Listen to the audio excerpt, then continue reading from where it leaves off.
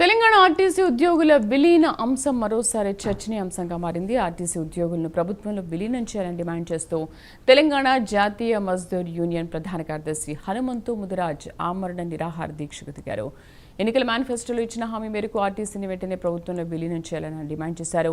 గత ప్రభుత్వంలా కాంగ్రెస్ ప్రభుత్వం కూడా హామీల అమలులో జాప్యం చేయొద్దని సూచించారు. గుర్తింపు సంఘం ఎన్నికల పేరుతో ప్రభుత్వం కాలయాపన చేస్తోందని ఆరోపించిన హనుమంతు ఎన్నికలు నిర్వహిస్తే విలీనం ప్రక్రియ మరో 2 ఏళ్లు ఆలస్యమయ్యే అవకాశం ఉందన్నారు. ముందుగా విలీన ప్రక్రియను పూర్తి చేసి అనంతరం గుర్తింపు సంఘం ఎన్నికలు నిర్వహించాలని ప్రభుత్వాన్ని కోరారు.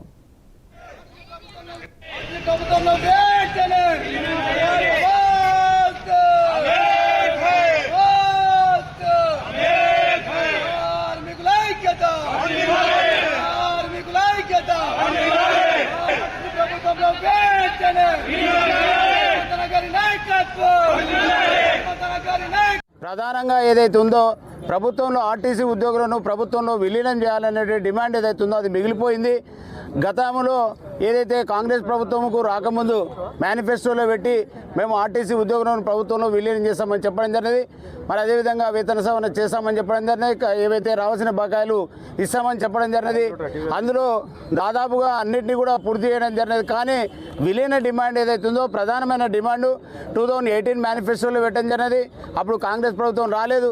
మరి 2023లో మరి ఈ యొక్క కాంగ్రెస్ ప్రభుత్వం రాకముందు మేనిఫెస్టోలో పెట్టడం జరిగింది. ఈ సందర్భంగా మేనిఫెస్టోలో పెట్టిన అంశం ప్రభుత్వంలో విలీనం ఏదైతుందో ఆ యొక్క విలీనం అయిపోతే ఆ యొక్క అపాయింట్మెంట్ డేట్ మాత్రం ఒక్కటి మిగిలిపోయింది. ఏదైతే గత కేసీఆర్ వంచి మోసం చేసి మాకు ప్రభుత్వంలో విలీనం చేయలేదు, ఏదైతే అసెంబ్లీలో తీర్మానం అయింది, మరి గవర్నర్ గారు కూడా గెజిట్ కూడా ఇవ్వడం జరిగింది. కానీ ఆ రోజు నుంచి ఈ రోజు వరకు ప్రభుత్వంలో ఇంకా అపాయింట్మెంట్ డేట్ రాలేదు. ముందుగా ప్రభుత్వంలో విలీనం చేయాలి ఆర్టీసీ ఉద్యోగులను, దానికి సంబంధించిన అపాయింటెడ్ డేట్ వెంటనే ఇవ్వాలని కోరుతా ఉన్నాం.